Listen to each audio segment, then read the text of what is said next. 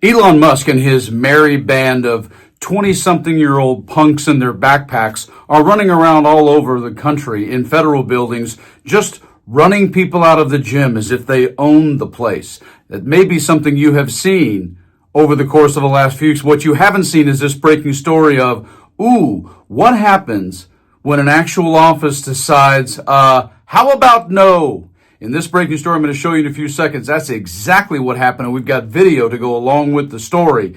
But first, understand that what's been going on with Doge and federal workers and accessing buildings without any real legitimacy whatsoever.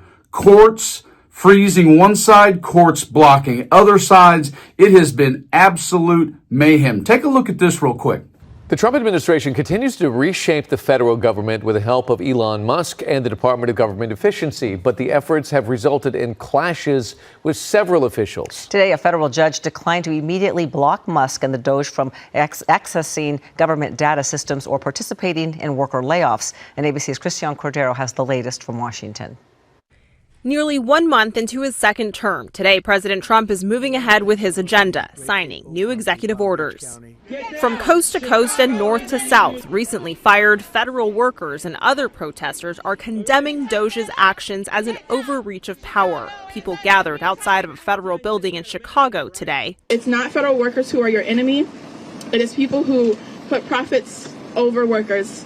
And in Austin on President's Day. I think they're calling programs that they don't like fraudulent, and they're not fraudulent, they just don't like them. Those protesting Elon Musk's Department of Government Efficiency are pushing back against Doge's sweeping cuts to the workforce and the potential access it's gaining along the way. The Social Security Administration's top official resigned, clashing with Doge employees over access to records that include the earnings, benefits, even medical records of millions of Americans. The White House says Doge's moves are to make good on Trump's campaign promise of slashing government spending. When you look at some of the waste, fraud, and abuse that's being uncovered by Doge, they're finding levels of fraud and waste and abuse. Several lawsuits are challenging Doge's actions, and among the questions the courts will answer, what authority does Musk have? The White House says Musk has no formal authority over government decisions, though Trump has widely regarded him as Doge's leader. So in this breaking story, what happens when one of the smallest federal offices decides to push back and says, no, we are not going to let you in. You are not running us out of here. Take a watch and listen. Watch. Tiny Gov agency blocks Doge goons from building in heated standoff. Officials at the agency denied entry to a group of Doge youngsters seeking to fire them. One of the smallest government agencies stood strong this week, blocking a team of Elon Musk's Doge goons from entering their office and firing them. Staffers at U.S. African Development Foundation, which has a budget of just $40 million or so, for over an hour, Wednesday fended off a team of young men demanding entry, the Washington Post reported. The group, which was joined by Pete Morocco, the State Department official tasked with slashing foreign aid, threatened to return the following day with U.S. Marshals. Unnamed USADF employees told the Post. A snippet of the tense standoff was caught on video and posted to X by a ProPublica reporter with permission of the USADF staff involved. It shows two backpack-wearing young men facing off with older men in suits. Getting more dramatic now. They are trying to get into the office, but the agency won't let them. Here is a video, shared with permission, of Morocco and some of the Doge folks outside the elevators. The Doge youngsters showed up around noon on Wednesday, while the agency's approximately 30 employees were working in the office, according to the Post. A security officer called the office to let them know that two very young men were asking to be let in. The pair offered the explanation that they were USADF staff who did not have key cards. The staff in the office told security not to let them up, as the description matched with Doge staffers who had already shown up at the agency to make an introduction.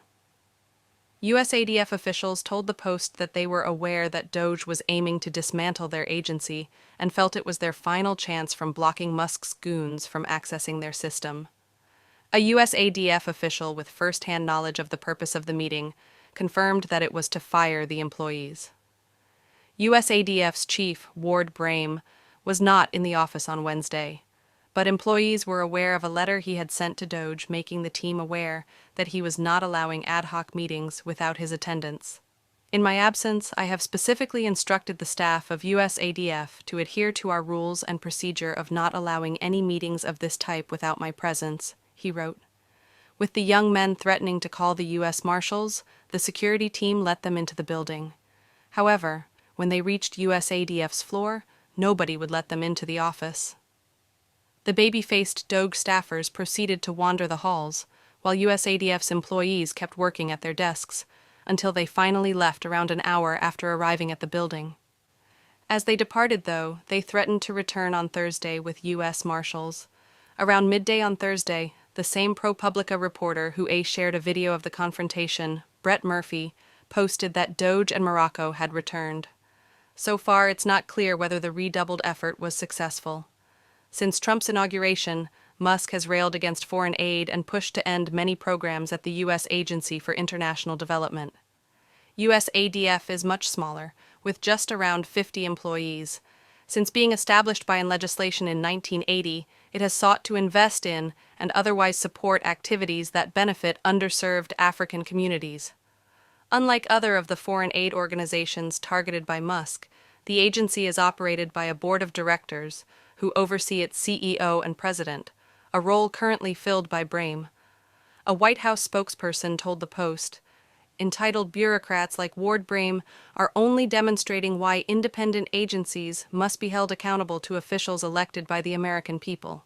An U.S. ADF official told the Post that they don't have to take orders from Morocco because it's explicit in the statute that the agency can only be dissolved by an act of Congress. Now, I am one my whole life to question authority. Trust me, ask anyone who knows me. I've been doing it since I was 10 in school and beyond. But the truth of the matter is, we need to be clear. Elon Musk is not a part of any judicial branch. Doge is not an official government entity in any way, shape, form, or fashion. They just made it up.